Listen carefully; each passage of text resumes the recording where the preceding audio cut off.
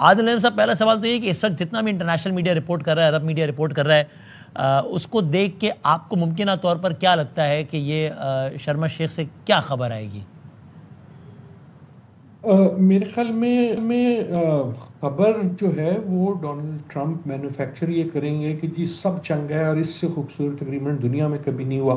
اور مجھ سے زیادہ حسین شخص پیدا کوئی نہیں ہوا، اور جمعے کو جب نوبیل ایوارڈ آئے گا اس سے پہلے وہ کوشش کریں گے، اس جمعے کو اس کا اناؤنس ہونا ہے، پھر وہ ان کو ڈانٹیں گے کہ ان کو دیا کیوں نہیں گیا۔ لیکن باٹم لائن یہ ہوگی کہ آئی ڈو ناٹ تھنک کہ اگر ہم پائیدار امن کی بات کر رہے ہیں، اگر ہم کسی قسم کے جسٹ سلوشن کی بات کر رہے ہیں، اگر ہم حقیقی طور پہ 2 اسٹیٹ سلوشن کی بات کر رہے ہیں، غزہ کے لوگوں کی جو ان پہ ظلم بربریت جینوسائیڈ ہو رہا ہے اس کو حقیقی طور پہ ختم ہونے کی بات ہو رہی ہے، آئی ڈونٹ تھنک وہ صرف اس ٹاک سے ہو سکے گا۔ آئی ہوپ کم از کم یہ جو ہیں ریالٹی میں اس کو 2 قدم آگے یا 1 قدم آگے ضرور بڑھا دیں، even if that happens it will be good. لیکن جو خبر آنے کی بات ہے وہ یہ ہوگی کہ ڈھول ڈھمکا جیسے ڈونلڈ ٹرمپ کی ہر چیز جو ہے وہ دنیا کی بہترین ہوتی ہے، ویسے وہ قرار دے دیں گے کہ یہ بھی بہترین ہے۔ اچھا، عام آدمی جو سوچ رہا ہے خاص طور پہ مطلب پاکستان میں بھی اور کافی جگہوں میں، وہ اس فرنٹ آپ کے خیال میں کیا ہوگا کہ یہ جو روزانہ جو ایک کیا میں تماشا بھی کیا بولوں، بربریت حیوانیت لگی ہوئی ہے کہ 20 30 40 50 60 نمبر ہی ہے، اس میں اتنے بچے، اتنے صحافی، یہ ہاسپٹل، یہ جناب جو آٹا لینے گئے تو اس کی لائن میں، اس میں کوئی پوز آئے گا یا نہیں؟ چلے ابھی ہم لانگ ٹرم بات نہیں کر رہے اس وقت اس سوال کی حد تک، یہ اس میں کوئی کمی آئے گی آپ کو وہ بھی نظر نہیں آ رہی؟ یار دیکھیں، آج اکتوبر 7 ہے، جی ہاں، جی پورے 2 سال جو قیامت گزری ہے ان پچھلے 2 سالوں میں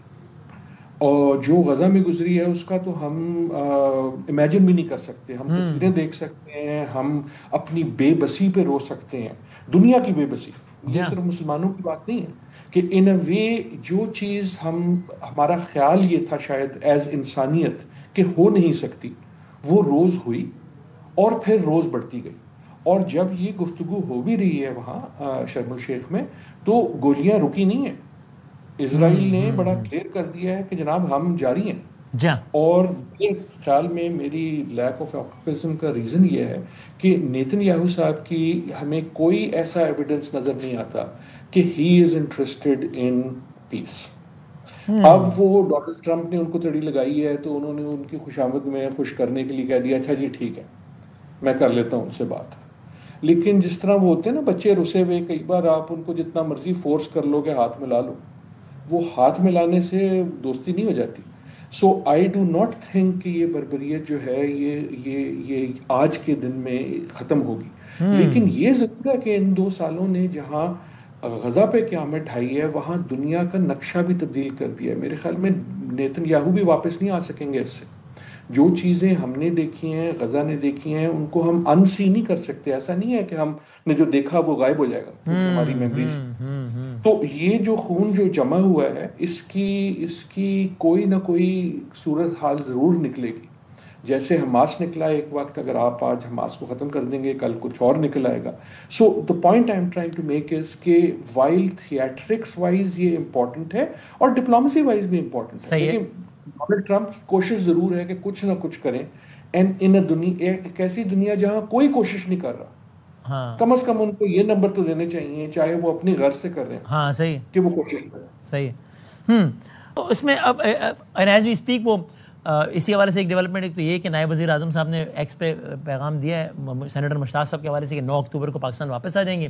اور جو حماس کے حوالے سے خبر آ رہی تھی ذرائع کے حوالے سے کہ انہوں نے 6 مطالبات رکھے ہیں مصر میں، وہ اب ترجمان حماس کے بیان کی صورت میں اب سامنے آ رہے ہیں کہ جناب انہوں نے یہ 6 مطالبات رکھے ہیں، مکمل انخلا اور وہ ساری چیزیں بھی آپ کو اس کی ڈیٹیلز بھی آپ کی خدمت میں عرض کرتے ہیں۔ سو